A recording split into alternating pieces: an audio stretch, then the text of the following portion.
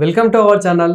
నేను మీ Prashanth. So present ఇప్పుడున్న సిచ్యువేషన్లో రియల్ ఎస్టేట్ బిజినెస్ ఎలా రన్ అవుతుంది, సో చాలా డౌన్ ఉందా, మరి ఎలా ఉంది, దీని గురించి అయితే మాట్లాడేందుకు ప్రస్తుతం మనతో పాటు real estate expert Smitha Krishnamurthy గారు ఉన్నారు. నమస్తే అండి.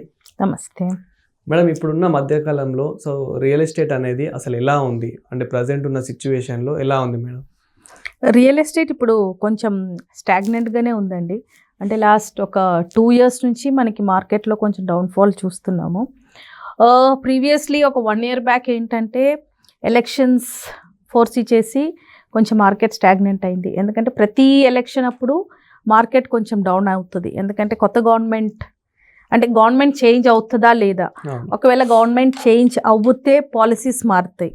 సో ఇన్వెస్టర్స్ విల్ వెయిట్ అనమాట. సో ఒక 1 year బ్యాక్ దానికి ముందు ఒక 6 months market was stagnant because of election. దాని తర్వాత మళ్ళీ ఎంపీ ఎలక్షన్స్ వచ్చాయి, మళ్ళీ దాని తర్వాత గవర్నమెంట్ చేంజ్ అయింది. గవర్నమెంట్ చేంజ్ అయినాక పాలసీస్ మారాయి. సో దానివల్ల మార్కెట్ చాలా స్టాగ్నెంట్ అయింది. ఇప్పుడు ప్రస్తుతం అదే రన్నింగ్లో ఉంది మార్కెట్, ఇంకా అలానే ఉంది. సో వీఆర్ ఎక్స్పెక్టింగ్, అంటే ఇది ఇప్పుడు ఫైనాన్షియల్ ఇయర్ మార్చ్ నుంచి స్టార్ట్ అవుతుంది. కొత్త బడ్జెట్ కూడా వచ్చింది. బడ్జెట్లో కూడా కొంచెం హోమ్ లోన్స్ మీద కొంచెం ఇంట్రెస్ట్ రేట్ తగ్గింది. So we have to wait and watch how is the market going to move now. కాకపోతే రీటైల్ సెగ్మెంట్లో అయితే మార్కెట్ చాలా పడిపోయిందండి. అంటే సో ప్రజెంట్ ఇప్పుడు తీసుకుందాం అనుకునే వాళ్ళకి, అంటే ల్యాండ్ కానివ్వండి, ఫ్లాట్స్, రియల్ ఎస్టేట్ పరంగా సో ఏదైనా తీసుకుందాం అనుకునే వాళ్ళకి ఇప్పుడు ఏం చెప్తారు? అంటే ఫ్యూచర్లో గ్రోత్ ఉందంటారా? రియల్ ఎస్టేట్ అనేది it is not a living thing. అదేదో చచ్చిపోవడానికో బ్రతుకుండడానికో, ఇట్స్ ఎ ప్రొడక్ట్. ఓకే, ప్రతి ప్రోడక్ట్కి ఒక సిస్టమ్ ఉంటుంది. అదేంటంటే ఒక సైకిల్ ఉంటుంది. ఓకే, అది అప్ ఉంటుంది, దానికి డౌన్ ఉంటుంది. సో అలానే రియల్ ఎస్టేట్ కూడా it's only a product. So ఇప్పుడు స్టాగ్నెంట్ ఉంది, అందరు చెప్తున్నారు మార్కెట్ పడిపోయింది, వాళ్ళు అంటున్నారు మార్కెట్ ఇంకా లేవ్వదు. That is not the right term అండి. ఎందుకంటే రియల్ ఎస్టేట్ అనేది పడదు ఎప్పటికీ. Okay, if you look back ఒక 10 to 15 years బ్యాక్ మనకి లక్షల్లో వచ్చేది ఎకరాలు ఇప్పుడు కోట్లలో వస్తున్నాయి. అప్పుడు లక్షల నుంచి అంటే 40 lakhs 50 lakhs ఎఫర్ట్ చేయని వాళ్ళు 1 crore 1.5 crore ఎఫర్ట్ చేసుకున్నారు. ఎందుకంటే వాళ్ళు ఎప్పుడైతే ఐడియల్గా కూర్చున్నారో మార్కెట్ అయితే ఊపులో వెళ్ళిపోయింది. సో దే అండర్స్టూడ్ ఇంకా ఆగితే ఇంకా పెరుగుతుందని. సో సిమిలర్ సిచ్యువేషన్ ఇప్పుడు మనం ఇక్కడ ఉన్నాము. అదేంటంటే situation is repeating. Market stagnant అయింది, అరే పక్కన వాళ్ళు కొనలేదు, ఎదురింట్లో వాళ్ళు కొనలేదు అని మనం ఐడియల్గా కూర్చుంటే మార్కెట్లో ప్రైజెస్ విల్ గో హై, మనం ఎప్పుడు కొనలేము. సో కొనాలనుకున్న వాళ్ళు రియల్ ఎస్టేట్లో ఎప్పుడైనా ఇన్వెస్ట్ చేయొచ్చండి. దాంట్లో ఒక అప్ డౌన్ అనేది లేదు. When it comes to down trend investment, అది ఇన్వెస్టర్స్ మాడ్యూల్ ఆఫ్ ఇన్వెస్టింగ్. అంటే మీరు ఒక 10 ఫ్లాట్లు కొంటున్నారు, 15 ఫ్లాట్లు కొంటున్నారు అంటే మార్కెట్ డౌన్ ప్రైస్లో లేదంటే ఎక్కువ బార్గెయిన్ చేసి తీసుకోవాలని మీరు వెయిట్ చేయాలి. మనం కొనే ఒక్క ఫ్లాట్కి ఒక్క ప్లాట్కి ఎప్పుడో మార్కెట్ పడిపోతుంది, లేదంటే మార్కెట్ పడిపోయింది ఇంకా పడుతుంది అని వెయిట్ చేయడంలో there is no reason. Because ఎలాగైనా మార్కెట్ అయితే ఎక్స్ పెరుగుతూనే పోతుంది. ఇప్పుడు ఇవాళ కొన్న ప్రైస్ రేపు అయితే లేదు. So if you ask me according to real ఎస్టేట్లో ఇన్వెస్ట్మెంట్కి ఒక టైం అంటూ లేదు. Any time you have money, మీరు అది ఇన్వెస్ట్ చేయాలి. When you work for money, మనం ఏంటంటే ఇనీషియల్గా ఒక 30-35 years వరకు మనం పరిగెత్తుతాం. ఎందుకు?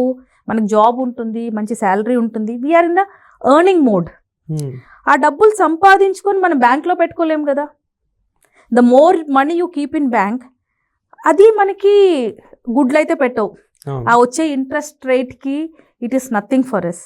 సో ఆ మనీని మనం ఏం చేయాలంటే ఒక ప్రోడక్ట్లో ఇన్వెస్ట్ చేయాలి. అది గోల్డ్ ఉండొచ్చు, ఓకే, రియల్ ఎస్టేట్ ప్రోడక్ట్ ఉండొచ్చు, స్టాక్ మార్కెట్ ఉండొచ్చు. కానీ ఈ మూడిట్లో real estate is the best thing. ఎందుకంటే రియల్ ఎస్టేట్ పెరిగినట్టుగా గోల్డ్ పెరగలేదు, స్టాక్లో definitely there is lot of risk. So డబ్బులు మనం బ్యాంక్లో పెట్టుకుంటే అది ఇన్ఫ్లేషన్ అవుతుంది తప్ప మనకు అది అప్రిషియేట్ అయితే అవ్వదు. So when you have money, it's the right time to invest. Ma'am, ఇందులో చాలామంది, అంటే మీరు ఇంతకుముందు చెప్పారు ఇఫ్ యూ హ్యావ్ మనీ అని చెప్పేసి. సో ఇందులో చాలామంది అంటే మనకు ఒక ల్యాండ్ కావాలి, దీనికి 1 crore అయితే, అంటే ల్యాండ్ అయినా కానివ్వండి ఏదైనా కానివ్వండి, సో ఒక 1 crore అయితే కనుక ఇందులో 50 lakhs వరకు పెట్టేసి ఇంకో 50 కట్టుకోవడానికి వీళ్ళకి అంటే ఆఫ్ ఆఫ్ ది ఏజ్ అయిపోతుంది ఇక్కడే.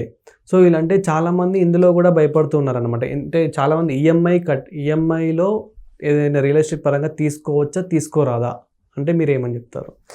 100% ఆఫ్ రియల్ ఎస్టేట్ ఇన్వెంటరీలో మనకి 70% ఈజ్ త్రూ ఈఎంఐఏ. ఇప్పుడు ప్రతి మనిషి ఫ్లాట్ కొనేవాళ్ళు ఈఎంఐలోనే తీసుకుంటారు. చాలా తక్కువ మంది అమౌంట్ డైరెక్ట్ పే చేసి తీసుకునే వాళ్ళు ఉంటారు. కానీ 70 to 75% people by products on EMI only. అది కార్ ఉండొచ్చు, ఇల్లు ఉండొచ్చు. ప్లాట్కి అయితే మనకి లోన్స్ అంటే ఇప్పుడు కొన్ని బ్యాంక్స్ ఇస్తున్నాయి అనుకోండి, but earlier we use to not have. మీరు అన్నట్టు ఇప్పుడు 1 crore వర్త్ మీ దగ్గర డబ్బులు ఉండి 50 lakhsలో కొన్ని 50 lakhsలో కట్టుకోవాలనుకుంటే it depends on the location they select. ఇప్పుడు ఒక మంచి కోకాపేట్ లాంటి ఏరియాస్కి వెళ్తే మీకు 50 లక్షలకి ల్యాండ్ రాదు. అవును. So you have to invest more. అది whatever their capacity is. ఇప్పుడు సగం డబ్బులు ఇన్వెస్ట్ చేసుకొని సగం డబ్బులు కన్స్ట్రక్షన్లో పెడతారు అంటే అది వాళ్ళ కెపాసిటీని బట్టి వాళ్ళు చేయొచ్చు. లేదు, if they want to invest the complete money, వాళ్ళకి కన్స్ట్రక్షన్ లోన్ అయితే వస్తుంది. సో ఈఎంఐలో వాళ్ళు కన్స్ట్రక్షన్ లోన్ తీసుకొని ఈఎంఐ కట్టుకుంటూ it's same like buying A flat on EMI. So ఇంకోటి ఏంటంటే ల్యాండ్ కొన్ని కట్టడంలో ఎక్కువ అప్రిసియేషన్ అవుతుంది, ఎందుకంటే ల్యాండ్ మొత్తం వాళ్ళదే ఉంటుంది కాబట్టి. So it's a good option అండి, ఈఎంఐ తీసుకొని వాళ్ళు కన్స్ట్రక్ట్ చేయొచ్చు. అండ్ మనకు సిటీస్ పక్కన పెడితే కనుక ఇప్పుడు విలేజెస్లో గతంలో ఎలా ఉండేది, ఇప్పుడు ఎలా ఉంది మేడం ప్రజెంట్ సిచ్యువేషన్? సో మనకు సిటీస్ అనేది అప్డేట్ మనకి ఈజీగా తెలిసిపోతుంది, కానీ విలేజెస్లలో ఎలా ఉంది? విలేజెస్లో ఇప్పుడైతే తెలంగాణలో పెరుగుతున్నాయి. ఎస్ ఇప్పుడు ఆపర్చునిటీస్ అయితే విలేజెస్లో పెరుగుతూ ఉన్నాయి. సో చాలా మటుకి ఇప్పుడు సాఫ్ట్వేర్ చూస్తే మీరు everyday people are losing jobs. ఇప్పుడు రీసెంట్గా 700 జాబ్స్ పోయినాయి మైక్రోసాఫ్ట్. సో ఎవ్రీ వీక్ మనకి ఇలాంటి న్యూస్లు వినపడుతూనే ఉంది. So what is happening is ఇలాంటి జాబ్స్ కంటే కూడా ఊర్లలో వాళ్ళు పొలం చేసుకొని ఉంటే actually if you talk to me it is very అదేమంటారు రిస్క్ ఫ్రీ లైఫ్. అది చాలా పీస్ఫుల్గా ఉంటుంది. సో ఇప్పుడు యంగ్స్టర్స్ ఎలా ఉన్నారు అంటే మోస్ట్లీ వాళ్ళు they don't want to come in to this software jobs. అవును. సో వాళ్ళు చదివిన చదువులకి వాళ్ళు చేసే వృత్తికి చాలా డిఫరెన్స్ ఉందండి. చాలా మటుకి ఫ్రీలాన్సింగ్ జాబ్స్ చేసుకుంటున్నారు, రియల్ ఎస్టేట్ జాబ్స్ చేసుకుంటున్నారు. సో ఇప్పుడు స్టార్టప్ కంపెనీస్ చాలా ఉన్నాయి మనకి హైదరాబాద్లో. సో ట్రావెలింగ్ కూడా ఎక్కువ అవుతుంది వాళ్ళది. సో చాలా మటుకి youngsters they prefer staying in there rural areas. So దానివల్ల కూడా మనకి మంచి మార్కెట్ అయితే పెరుగుతూ ఉంది. రూరల్లో కూడా ఇప్పుడు చాలా పెరుగుతూ ఉంది. ఇప్పుడు ఫర్ ఎగ్జాంపుల్ టేక్ కర్నూలులో కూడా ఇప్పుడు హైదరాబాద్లో ఉన్నంత రేట్సే ఉన్నాయి, ఎందుకంటే బిజినెస్ ఈజ్ కమింగ్ అప్. అంటే ఇప్పుడు గత గవర్నమెంట్లో స్టార్టప్ కంపెనీస్ చాలా ఇచ్చారు. So module of business is also changed. People also started opting for businesses. So అందరు ఇప్పుడు సిటీ మీద వచ్చి పడాలనే రూల్ అయితే లేదు.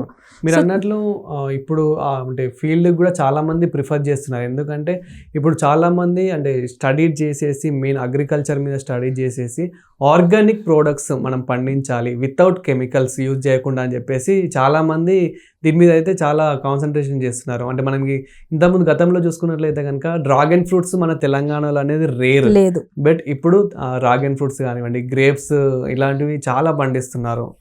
యంగ్స్టర్స్ ఆర్ వెరీ ఇంటెలిజెంట్ అండి ఇప్పుడు. So people started looking for options. దాంట్లో business is one of the biggest option. దాంట్లో చాలా ప్రోడక్ట్స్ ఉన్నాయి. అగ్రి తీసుకుంటే అగ్రిలో కూడా చాలా ప్రోడక్ట్స్ ఉన్నాయి. సో డైవర్సిఫికేషన్ ఎక్కువ అయింది. So I think people are doing better now. Thank you madam.